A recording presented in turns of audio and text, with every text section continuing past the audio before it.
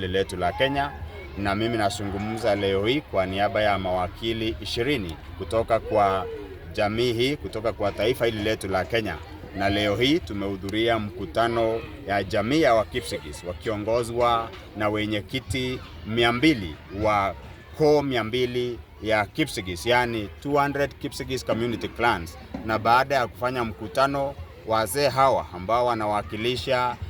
koo 200 yani 200 community clans wameamuru kwamba hao mawakili 20 wataenda kotini mara moja kuhakikisha kwamba jamii ya Kipsigis ambao ilinyanyaswa na wasungu kutoka mwaka wa 1902 yani 1902 kupitia kwa ile sheria ya Crown Land Ordinance, kwa sasa inahitaji kupata haki, kwa sasa inahitaji kupata usawa kulingana na katiba ya Kenya. Kwenda mbele, tumeagizwa na jamii ya Wakipsigis wakiongozwa na viongozi wao wa 200 community clans tupatie serikali ya Kenya makataa ya siku 30 kuhakikisha kwamba vyeti vya umilikaji ya mashamba ya multinationals katika jimbo la Kericho na jimbo la Bomet yameweza kubadilishwa na kuandikwa majina ya Kipsigis Community Clans Organization ambao walinyang'anywa hao mashamba hapo awali na wazungu, na wakati Kenya iliweza kujipatia uhuru mwaka wa 1963 na 64 tulipata uhuru wa bendera, hatukupata uhuru wa mfuko,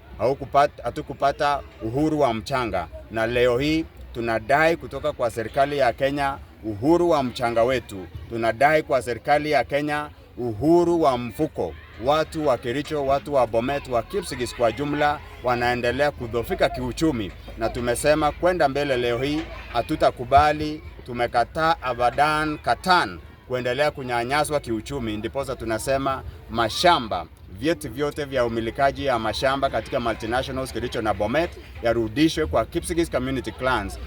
Clans hizi zitaamua ni nani ataweza kukomboa haya mashamba, ni nani ataendelea kukaa ndani ya haya mashamba, ni nani ataendelea kutumia haya mashamba. Tunasema hii kwa sababu majimbo ya Narok, majimbo ya Kajiado yanaendelea kufurahia uhuru ya mfuko wao,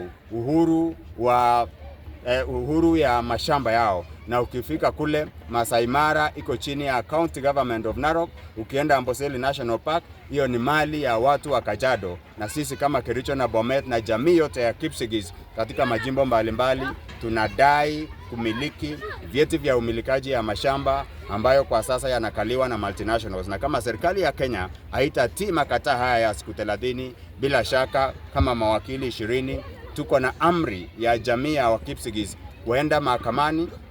ya mashamba na mazingira hapa Kericho, na tuombe jaji mkuu Martha Koome aweze kutupatia majaji watatu kulingana na kipengele cha 165 ya katiba, waweze kusikiza kesi hii na kutendea jamii ya Wakipsigis haki, kuwarudishia mashamba yao ambao yalinyang'anywa na wazungu, na serikali ya Kenya haijasaidia kurudisha mashamba haya kwa jamii ya Wakipsigis ambao wanatakikana wamiliki haya mashamba watumie pamoja na watoto wao na wajukuu na vilembwekeza. Asante sana.